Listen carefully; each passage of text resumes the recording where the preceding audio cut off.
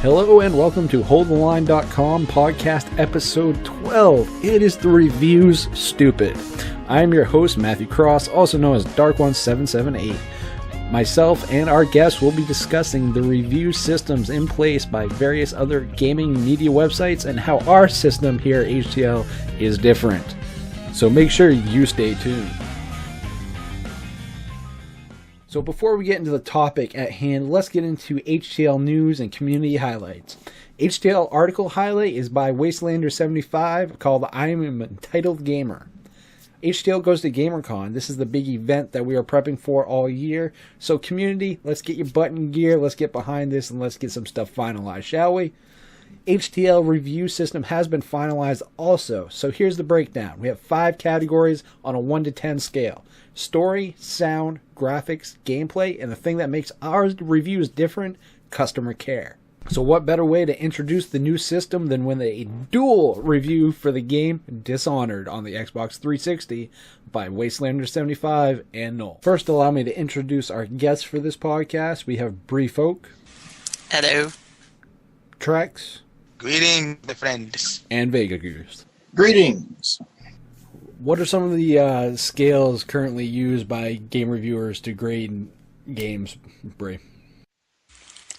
Well, generally they use a 10-point scale with decimals in it, which I find really frustrating because I never understood the decimals. It never made sense to me, and a lot of times they don't really explain, how they're measuring that score. They say, I think IGN, one of my favorites, has the overall score, and then it says not an average of the various categories, and I'm like, well, then what is it exactly? What you have these scored categories, which a few other sites do, a few other reviewers do, but none of them really have any explanation for how they go together into the overall score. So it's very confusing, and I've never really been able to understand how people rate that, because you go, well, it's got an 8.6, and it's like, well, okay, but how can you tell the difference between something that's an 8.6 and an 8.5? And it's really frustrating, and so I think that's why I really like the way we've system where it's very clear.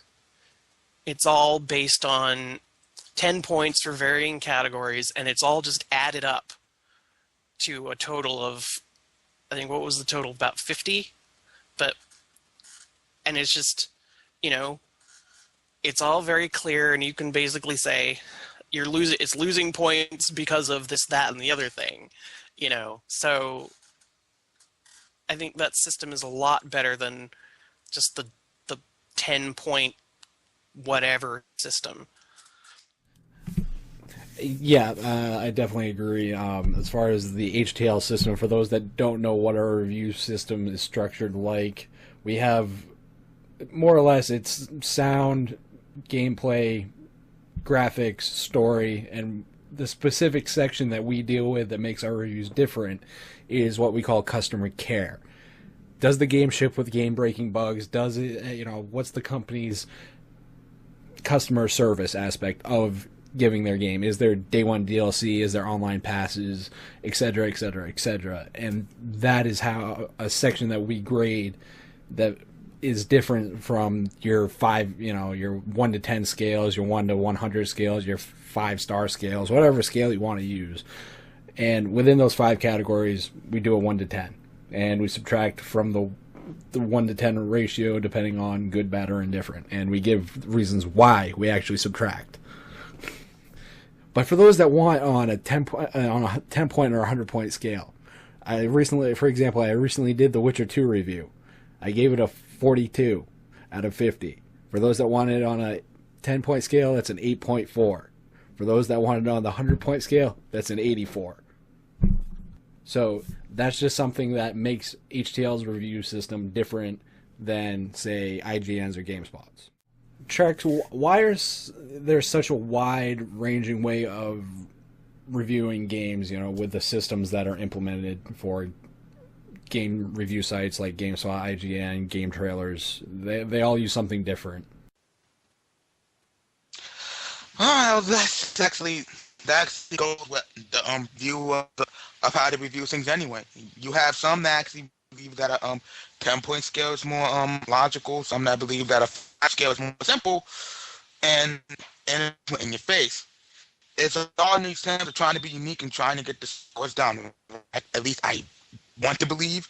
I'm probably incorrect on that, and they're probably just doing it because it makes them unique as a publisher, as a publication. It gives it gives a different take on how to see games and such, or at least give the illusion of such. Yeah, it's a different. Every review site's got a different spin on stuff because they're trying to be different.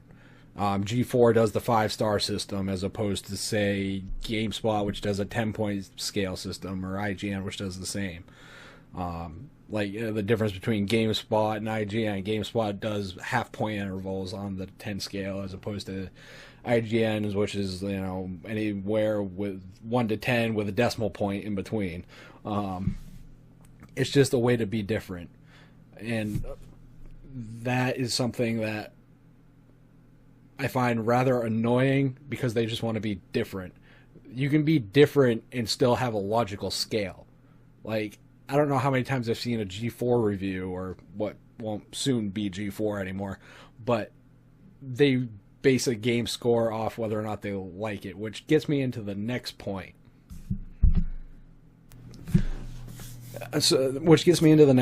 Goose, review grades or scores, are they supposed to be objective or subjective?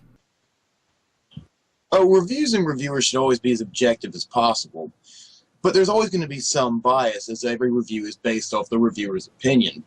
You want to make sure you're given the pros and cons of a game without injecting too much of yourself. Objectivity is always going to be the best way to do it. Otherwise, you may as well just make your own show and say, this is what I think. When you're doing a review, the most important thing is to tell people what you liked and disliked, obviously, but more importantly, to tell them the good and bad aspects of the game from a more general perspective. Yeah, a lot of the problem, for me, I see it as there's a degree of how much is objective and how much is subjective. The review, obviously, at some point is going to be subjective, but you base that subjective, opinion based on the objectiveness of the overall review. There seems to be a lot of personal biases that come into the whole take on whether or not a game is how a game's scored, whether or not they personally like it or dislike it, and to me, that's detracting from giving the customer just the facts of what they're actually there on a site to do. They're there to go and simply look at a site and get the score and basically do what movie reviewers do, or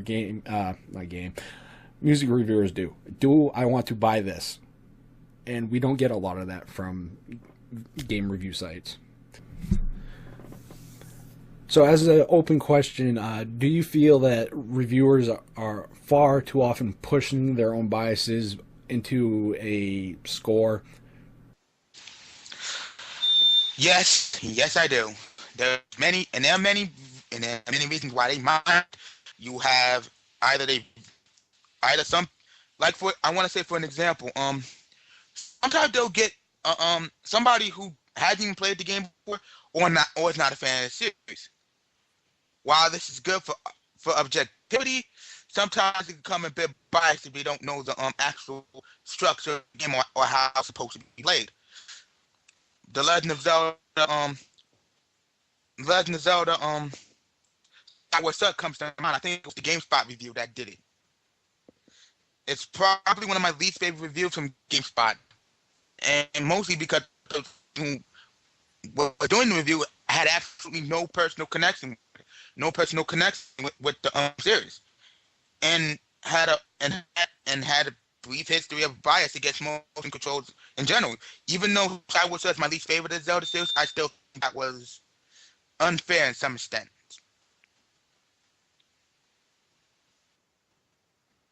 Well, I do believe the personal bias is often the pusher behind what a score gets on many different sites. The biggest issue is not so much whether or not it exists, but it's the public perception that it exists. For example, if you read, for example, a PlayStation magazine, and they're giving a PlayStation game a good score, in your head you're thinking, okay, are they giving it a good score because it's on their system, or is it actually good? So it's kind of hard to wheedle through those things, and with so many reviewers giving only their own opinion without ever trying to make it at all objective, it can be hard to sift through it.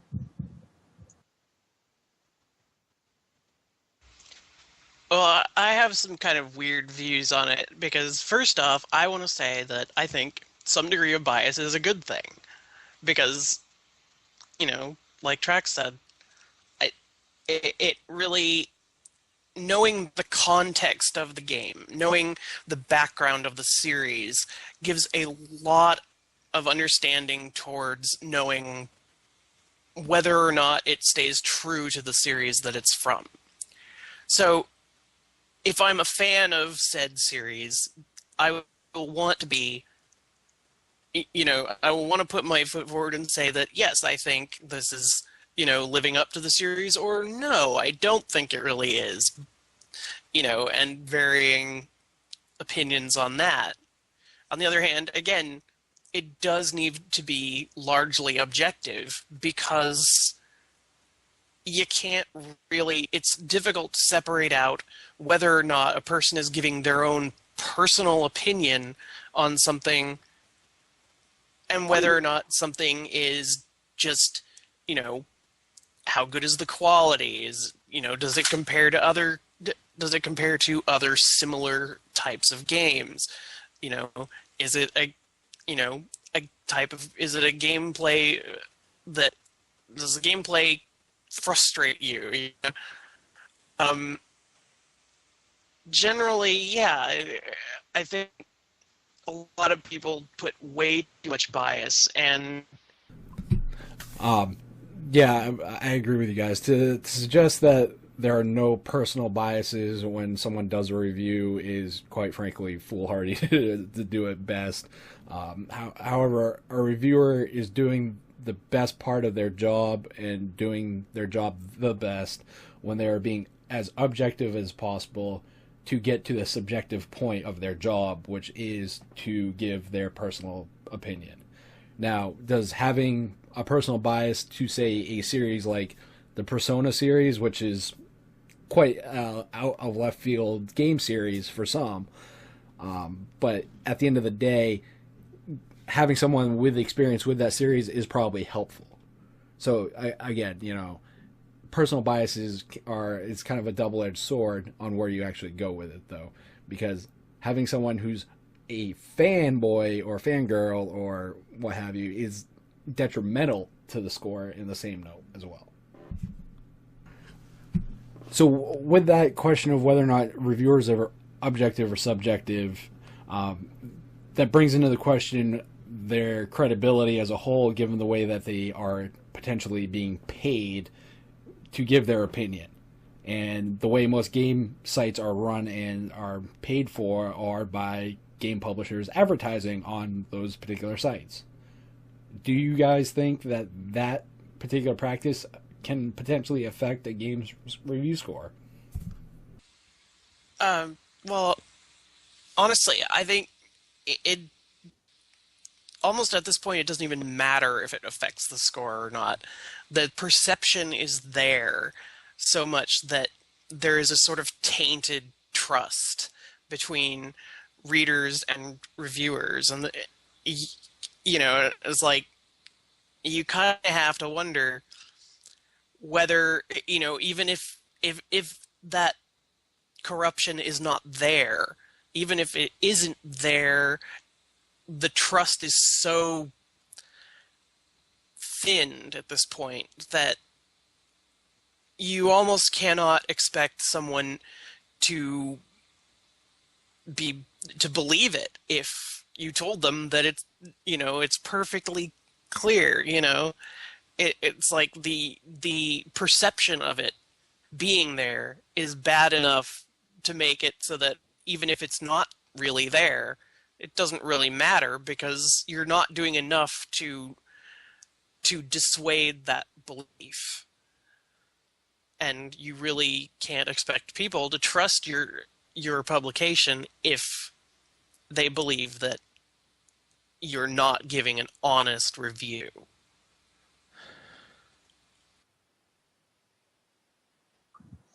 Well, the biggest problem, as Bree said, is not so much the action, but the perception.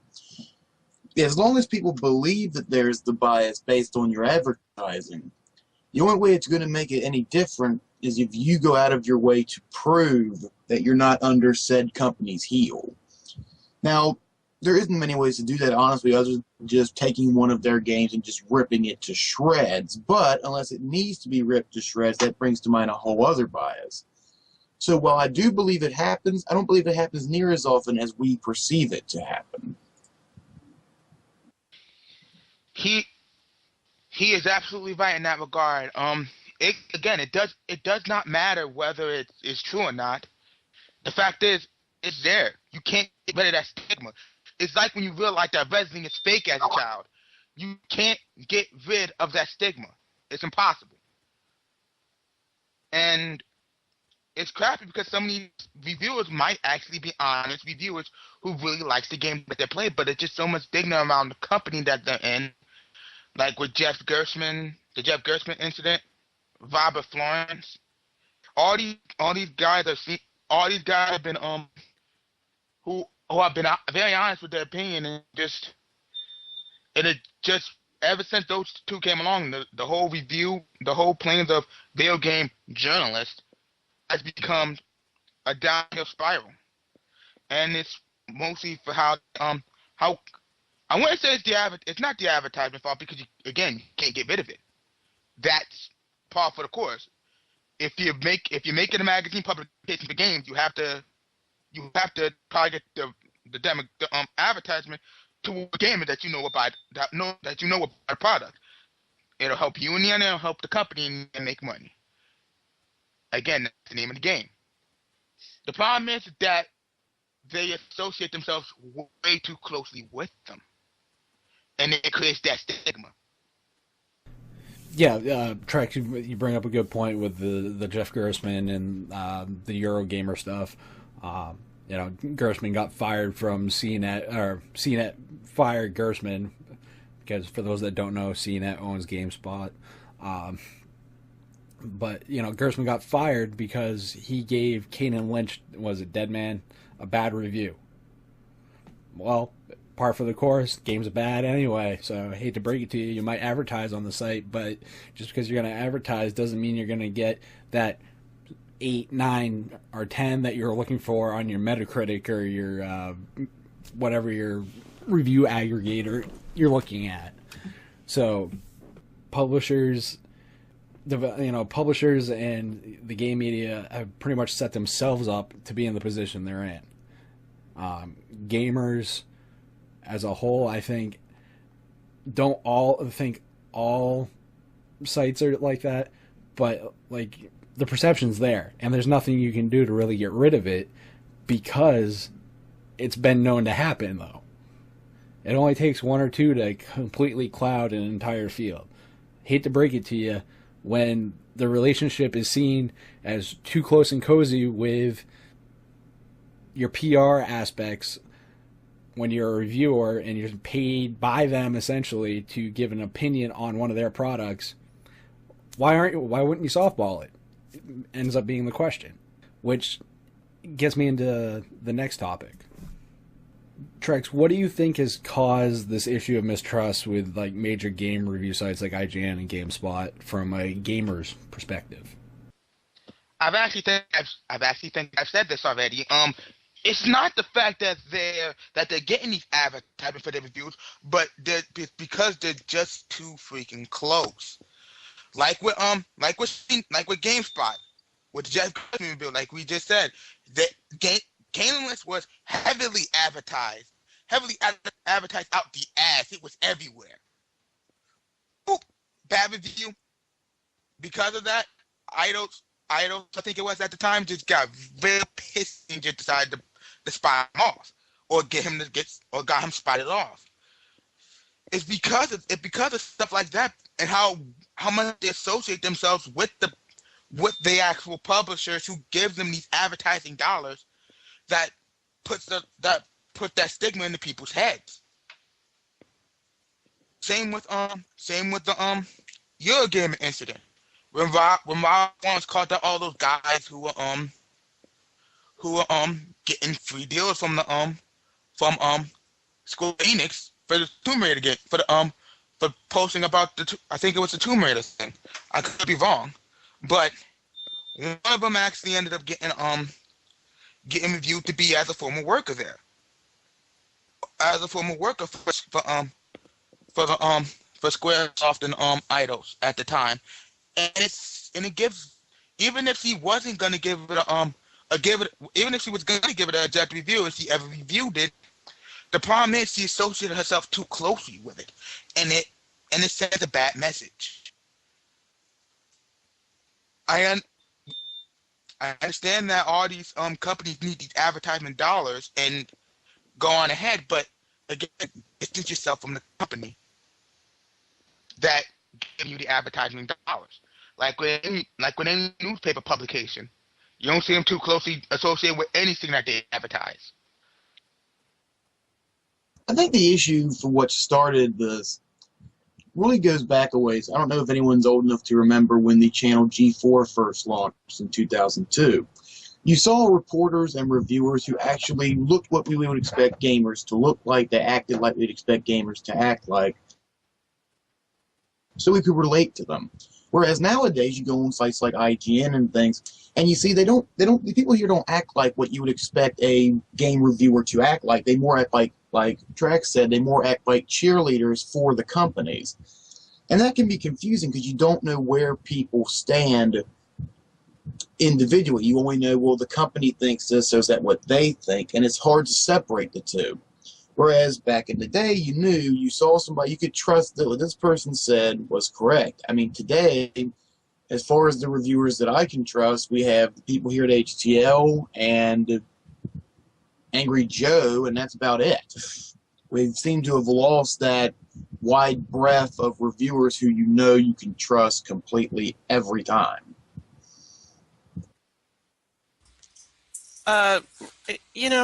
There's really a lot of reasons why we don't really have this trust between gamers and reviewers. There's so many. I've got a list here of a few of them, but many of them have already been mentioned. It's so rare to find it on a serious bad review. There's plenty of bad games out there, but none of you never see a real bad review. A mediocre review, something below a 7, is generally considered to be a bad review today, and it's like, why is that? It's been that way pretty much as long as I can remember. I grew up with that, and I always thought, why is it that you never find anything below a 7? There's no average games, so to speak. It's all good games. But it's like the Gershwin incident and the Eurogamer. What was that guy? Robert, what's his name? Or I can't remember his name, but you have stuff like that going on, and it's just like you can't really feel like you're being totally objective if you're going to penalize people for actually criticizing the way things are. You can't have that objectivity going like that. It will not work. You will have a bad PR situation. And, there's no serious game journalism. Not just, about bad reviews, but about issues that concern gamers. There was a while back we had Diablo 3 came out, and it was an always online game that had a single player game in it. And no one, and when it was launched, the login was so overcrowded that people would oftentimes spend hours not able to play the game that they had already paid for. They couldn't even play it single player because they weren't allowed to play the game single player without being connected to the internet at the same time. But no one had bothered writing anything in any of these publications about that sort of possibility. No one had even considered that. It seemed like an obvious thing in retrospect, but, you know, no one had written really seriously about the possibility that an always online DRM system could have that kind of a fault. And I think lastly, there was one reviewer for GameSpot, Kevin Van Ord. I follow him on Twitter. I respect him, honestly. I think he's a good guy, but he's a little flawed in some ways. And I think what it was in particular that stood out to me was one time he tweeted about how he thought that it was an unreasonable expectation for game reviewers to be looked at as any reasonable judge for whether a game is worth spending money on. And I'm sitting here going, well, then what is your job if that's not what you're supposed to be doing? You're supposed to be determining whether or not something is, you know, worth spending the money on, or what? What is your job if that's not what you're doing? Do you consider yourself an art critic? You go to museums and point at stuff and say whether or not you think it's any good, or to discuss its, you know, the way that the paint has been swept across the canvas? No, that doesn't make any sense. So yeah, there's just too many things really to list them all. Yeah, I agree that there's been a lot of incidents. I mean, the Eurogamer, the Gersman incident has been mentioned by you guys a few times. I think it's more than just that, though. I think it's the disconnect is between the reporter, or the reviewer in this case, if you want to call him a reporter, and their audience. They are out of sync with their audience. And I think that's really where the biggest issue is they don't know what they're doing anymore. It seems like they have essentially lost their goddamn mind because of this giant-ass disconnect that there seems to be. And stuff that would actually matter to gamers, like, Bree, like you mentioned, the online DRM for Diablo. It's a single-player frigging game. Why the frig do I need to be online? Oh, wait. Because now I get, the infamous Error 37 memes all over the internet. Something doesn't work, it's Error 37. And at the end of the day, it's stuff like that they're not reporting that really takes away from what they're being paid to do. So, because apparently somebody felt that your opinion in the presentation you gave was good enough to pay you for it, but for some reason you're put in that position to tell other gamers, you know, this hobby supposedly that the reviewers enjoy, that and where to spend their money, but you refuse to tell them where to spend their money. If a game's bad, tell them it's bad. If it's good, tell them it's good. Because at the end of the day, it's your goddamn job.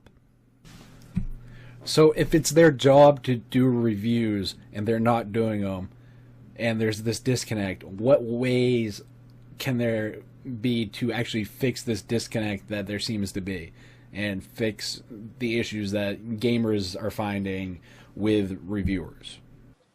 Well, it's a very simple issue to fix. The way you fix it is you need more reviewers who people can count on, who people can trust. Things like the Eurogamer incident and others have made the audience really question whether or not a reviewer means what they say, or if they're just trying to protect their job. Now, for example, here at HTL, our members can know for sure what we say is actually what we mean. We're not worried about whether or not a company is going to dislike us because we told the truth about their game. And sadly, there aren't a lot of review sites out there who are willing to do that. That's what makes our system a lot better, is that not only do we categorize it for people, so as Bree brought up earlier, you know why it got a score. You know you can trust what you hear from us. If more people go along that line, then eventually gamers will be able to look at almost any review and know they're getting real information. They don't have to worry about double checking or going to 17 different sites. They can just go to one and know, okay, that's the correct answer, that's the correct review. Until that happens, I don't see any way to fix the problem, because right now the market is so filled with reviewers who are on the take, so to speak, or at least that's the perception, is that they're on the take. Gamespot, for example, after they fired that guy in particular, was heavily scrutinized, and rightfully so, as to, are these your opinions, or are you afraid of angering said companies? And until we get, as Trex said, a little separation between the reviewer and the company, no one's going to be able to know for sure what's going on. Well, I'm really going to have to say I disagree with Goose on this. It's not simple to fix. It's not at all simple to fix, because you cannot change the culture without a big struggle. And so, yeah, that said, there are a number of things that can be done to start to repair the relationship between reviewers and gamers. And, you know, one of the big things I think is these, you know, you have promotional events and materials put on by the developers. I think that needs to end completely. Some people, you know, a number of reviewers go on saying, well, I don't think these things really, you know, none of these things, I've never let them influence my reviews. And I'm like, you know, you obviously don't know anything about psychology, because a lot is changed just by your mindset at the time that you do something. Your opinion of something can be dramatically different just because you're in a good mood or a bad mood. If you've been taken out to to an all-expense-paid trip, you know, to some exotic location to do something really fun that is totally, completely unrelated to the game whatsoever that you're reviewing, you know, that can alarmingly alter your opinion of the game that you're supposed to be reviewing, even if you don't think it is. Also, you know, again, with the issue of, you know, game scores always being 7 or above, stop treating 7 like it's the bottom of the scale. You know, a 7 should be a better than average game. You know, if I would say a 5 is an average, then there should be more games in that middle area than there are above 7. But you never see those. And for God's sakes, treat your readers like adults. I mean, you know, even this is something that even kid writers would tell you, is even if you're writing for kids, don't treat them like they're kids, because they will know. They will feel like you are talking down to them. And, you know, and finally, this is just something that I do personally, and I think, you know, making this a more common thing is a good idea. I will never write a review for a game that I did not personally pay for out of my own pocket. You know, this is something I feel strongly about, is if I did not have an investment in the game that I'm writing a review for, then I will not be able to judge whether or not I got my money's worth.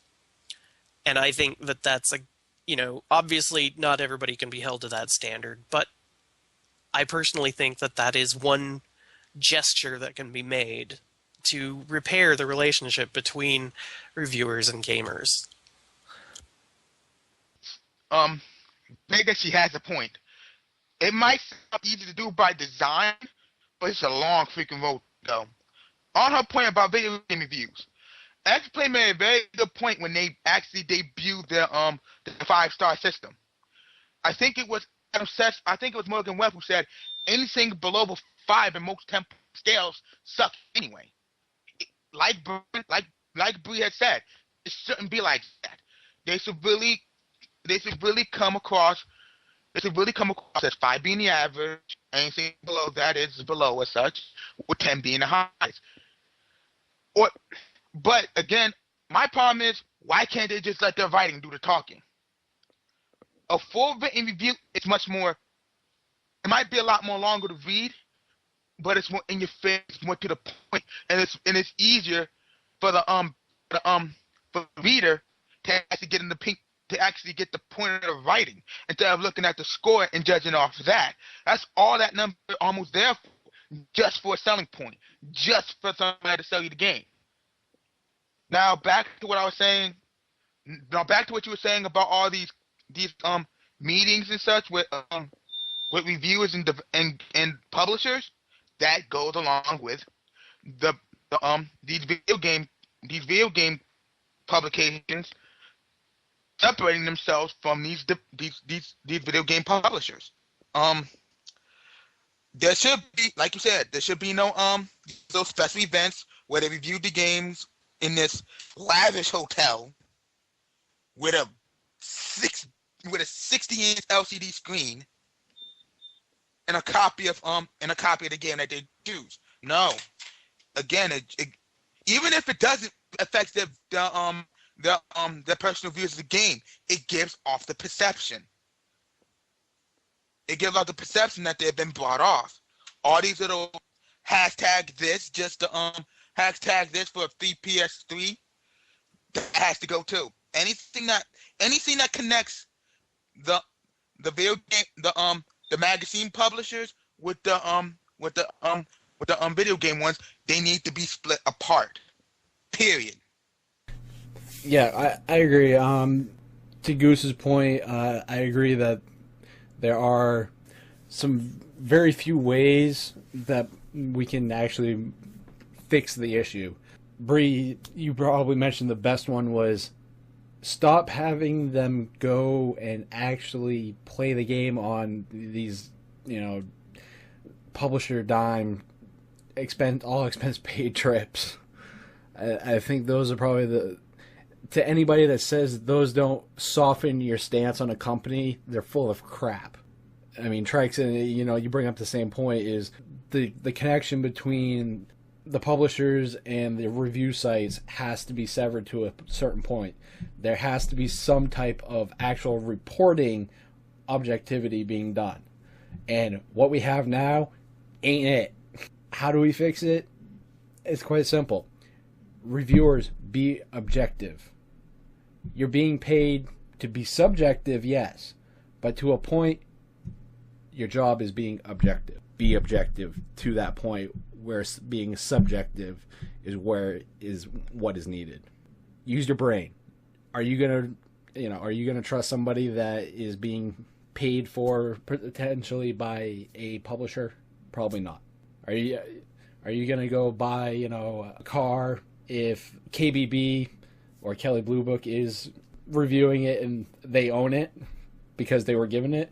Of course, their view on it is going to be a little more skewed. How do you think we feel? So, reviewers, game companies, game publishers, developers, whatever side of the fence you land on in the gaming industry, what gamers are saying is you can be objective and subjective in your role. It's not that hard. So, with that being said, let's roll into getting this thing wrapped up. What have you guys been playing for games lately? Well, I've been playing a lot of Rift lately since the new Storm Legion expansion came out. But I'm also looking forward to giving Elemental Fallen Enchantress a good shot. I thought the first Elemental game was badly botched, and I'm really looking forward to Stardock's second attempt. All right, there's a little story behind this. I was digging through my I was digging through my garage. We were doing a little cleaning before Thanksgiving. I found my N64 in 6 games. I played 3 of them. WWF No Mercy, um, NBA Hang Time, and the one I think I spent most of the time on all day was Banjo-Kazooie. It's been a long time since I played a game on the original N64, and it just brought back so much memories. Granted, it hasn't aged well like many other Nintendo games, but it was just a refreshing thing after. It was just so cathartic. Another game I've been playing, even though I don't think it's better than the second game. I've been playing a lot of The Sims 3, and I don't think it's as bad as a lot of Sims 2 fans may think. Granted, I don't think it's better than The Sims 2, but it's slowly catching up to it. And while I don't agree with some of the design philosophies of that game, they're doing an okay job trying to make it like The Sims 2. Even though I really think it shouldn't have gone in that direction in the first place. Truth be told, game-wise, I'm all over the place these days. I'm playing a lot of Skyrim because, well, it's Skyrim, obviously. I've been playing a lot of Bayonetta to get ready for the review. And I've always been playing a lot of, I don't know if y'all know the game, Ogre Battle 64 for the N64. I've been hooked on that game since I first played it, and I love that thing. Thank you for taking this time to listen to this podcast. If you have a show idea, questions, comments, you can post them in our gaming media section of our forums, or you can also find us on YouTube, Facebook, or Twitter. And for you people who like to have our audio podcast on the go, you can also find us on iTunes or your various other podcast catcher apps on your smartphone as well. Simply input the RSS feed, holdthelinecom.podbean.com. And also for you Android users, be on the lookout for holdtheline.com application.